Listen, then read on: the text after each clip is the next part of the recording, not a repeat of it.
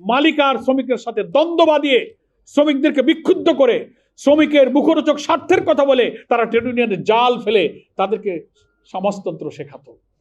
এই জন্য তারা বলতো trade union is the school of communism. ঠিক এই প্রেক্ষাপটে তদানীন্তন পূর্ব পাকিস্তানে যারা ইসলামী আন্দোলন করতেন, ইসলামী আন্দোলনের অনেক শিক্ষিত জ্ঞানী মুরব্বীদের মধ্যে ব্যারিস্টার কোরবান আলী, ডক্টর সরওয়ার,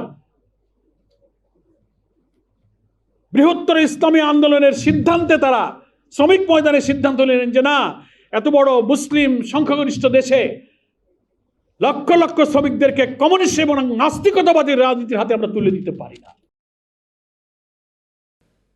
তা আমরা সেই ফেডারেশনের জন্মের সাথে বিআরএল এর সামনের পথ চলার ইতিহাসের কি সম্পৃক্ততা, কি অনিবার্যতা, সেটাও আপনাদের কিন্তু জানার প্রয়োজন আছে।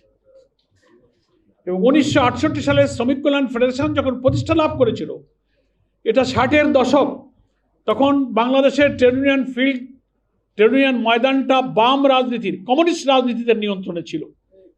পাকিস্তান থেকে আলাদা হওয়ার পরেও ব্রিটিশ থেকে আলাদা হওয়ার পরেও পাকিস্তান আমলে যে ট্রেড ইউনিয়নটুকু চলেছিল তার প্রথম দিকে 50-60-এর দশকে বাংলাদেশের এবং তদানীন্তন পাকিস্তানের ট্রেড ইউনিয়ন আন্দোলনের উপরে বাম এবং কমিউনিস্ট নেতাদের প্রভাব কিন্তু বেশি ছিল। কমরেড তোহা, মৌলানা ভাসানী, এরা কিন্তু সব চীনপন্থী কমিউনিস্ট রাজনীতির সাথে সমাজতন্ত্রের স্লোগান দেওয়া লোক ছিল। মজদুর ফেডারেশন কাজী জাফর উনি করেছিলেন পাকিস্তান আমলে, দুনিয়ার মজদুর এক হও, কথাটা আপনারা আলাদাভাবে নেবেন না, শ্রমিক রাজ কায়েম করো, লাল পতাকা তুলে ধরো, এই স্লোগানগুলো কিন্তু সমাজতান্ত্রিক রাজনীতিতে কমিউনিস্ট নেতারা বাংলাদেশের শ্রমিকদের মাঝে জনপ্রিয় করে তুলেছিল।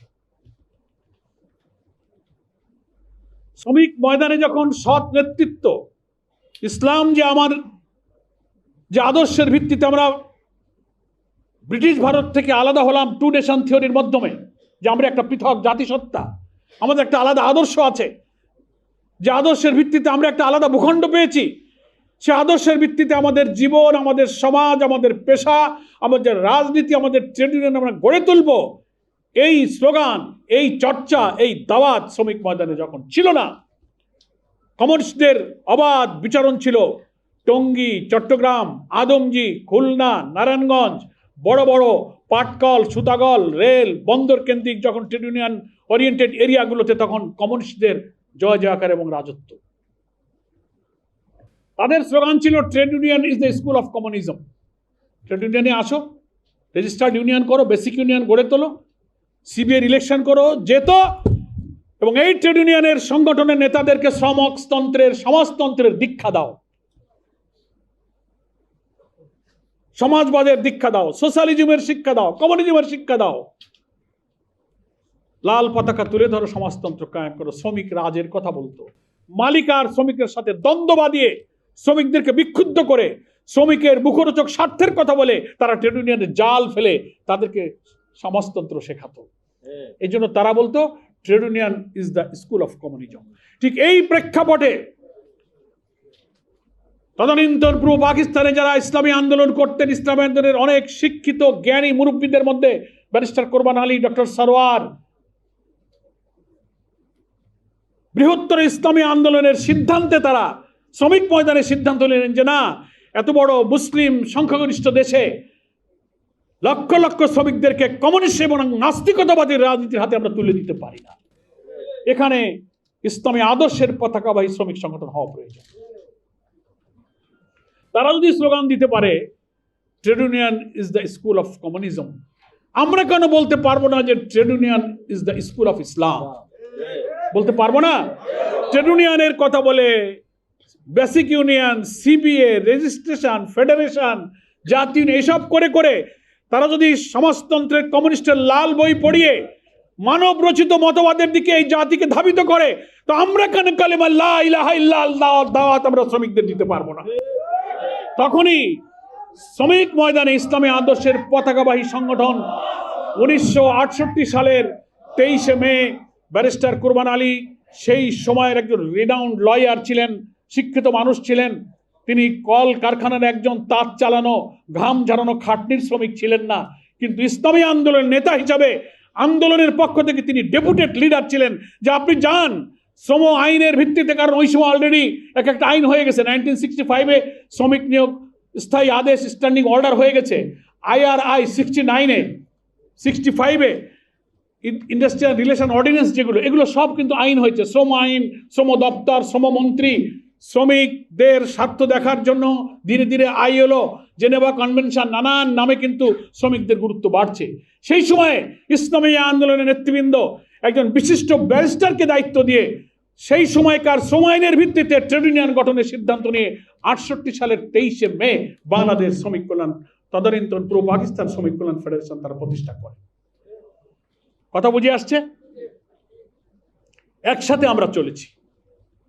83 সালে এসে রেলওয়ে এমপ্লয়িজ লীগ, আপনাদের যে সংগঠন, প্রিয় সংগঠন, 83 সালে এসে এই বৃহত্তর জাতীয় ফেডারেশনের অ্যাফিলিয়েশন নিয়ে রেলওয়ে এমপ্লয়িজ লীগ তার অগ্রযাত্রা, তার ব্যাপ্তি, তার পরিসর, তার বিকাশ, তার শক্তি, তার সাংগঠনিক মজবুতিকে ধীরে ধীরে কিন্তু সামনের দিকে এগিয়ে নিয়ে গেছে। এইটা দেখে একটা মহল, এই যে আপনাদের রেজিস্ট্রেশন নাম্বার কত জানো? 1703।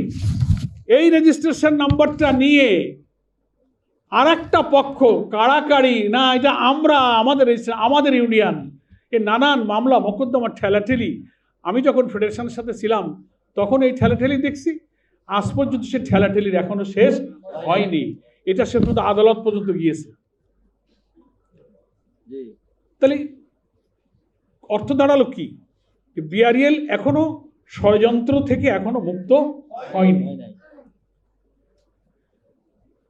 এত বড় একটা ফেডারেশনের অ্যাফিলিয়েশন ইউনিয়ন, হাজার হাজার তার সদস্য, এত বড় ইউনিয়ন, তার রেগুলার রিটার্ন দেওয়া, কাজকর্ম, নিয়ম কানুন, ট্রেড ইউনিয়ন রুল অনুযায়ী একটা প্রতিষ্ঠিত একটা বিশাল ইউনিয়ন।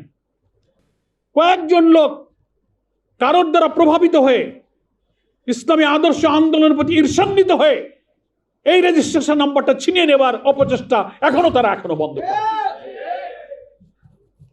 আমি নবনির্বাচিত কেন্দ্রীয় সভাপতিকে অনুরোধ করেছি, আদালতের আইনি লড়াইয়ের মধ্য দিয়ে BREL এর রেজিস্ট্রেশন নাম্বারকে একচ্ছত্র ইউনিয়নের নাম্বার হিসেবে এই BREL-কেই দখল করতে হবে। আমরা আইনি লড়াই করব।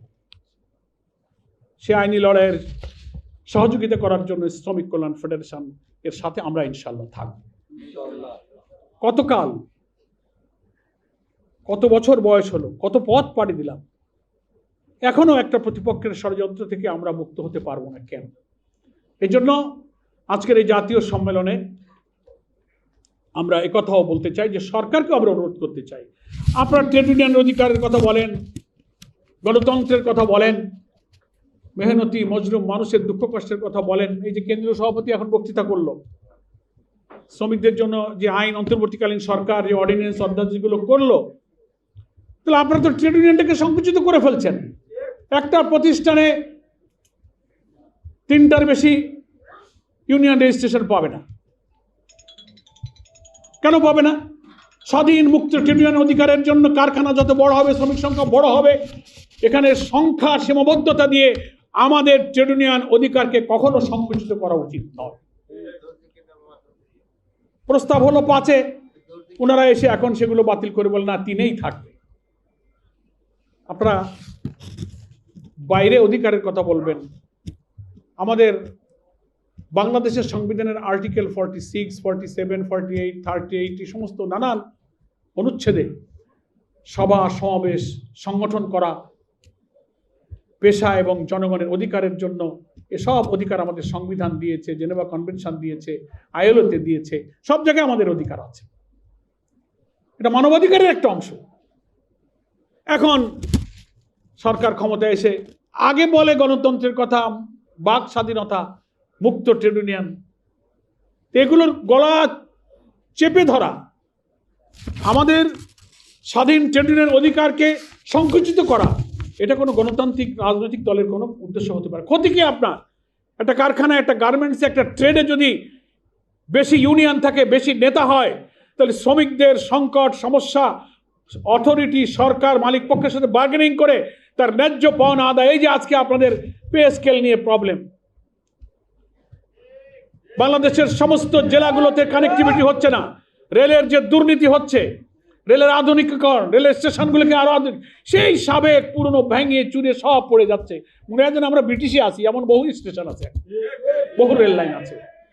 যখন বিদেশের কোনো সাহায্য, এইড, রিলিফ আসে, দিল্লির তাবেদারি করার জন্য বলে আমরা টাকা দিচ্ছি, ইঞ্জিনিয়ার দিচ্ছি, এক্সপার্ট দিচ্ছি, তোমরা একটু রেল লাইন করো। আমাদের কাছ থেকে একটু বগে কেন? আমাদের কাছ থেকে নিয়ে একটা পাওয়ার স্টেশন বানাও। শ্রমিক আমার, তেল আমার, কয়লা আমার, ব্যবসাও আমার, মাঝখানে তুমি হলো আমার গোলাম। এটার নাম স্বাধীনতা, গণতন্ত্র নয়। স্বাধীনতা গণতন্ত্র অর্থ হলো শুধু একটা ভূখণ্ডে একটা পতাকা, একটা জাতীয় সঙ্গীত নয়। আমার রাজনীতি, আমার ট্রেড ইউনিয়ন, আমার গণতন্ত্র, আমার নির্বাচন, আমার ব্যবসা বাণিজ্য, আমার সীমানা স্বাধীন থাকবে, আমার পানি সমস্যা, আমার বর্ডার সমস্যা, আমার ব্যবসা বাণিজ্য, আমার ট্রেড ব্যালেন্স, এই সব ব্যাপারে আমরা স্বাধীন থাকবো। কোন দেশের নির্দেশে আমার দেশ চলবে, এটার নাম স্বাধীনতা।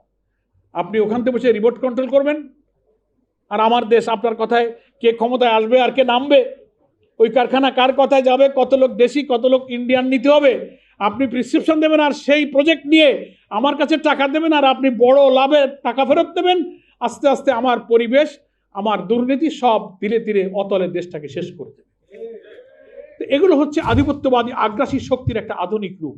আমরা ভাবি কি যে না, দেশ তো স্বাধীন আছে, ওই যে 47-এ যে সীমানা পেয়েছি ওই তো এখনো আছে, সেই পতাকাই তো, আমরা বাংলাদেশ তো নাম স্বাধীন হয়েছি, আমাদের দেশ তো আর কেউ নেয়নি, না নেবে না।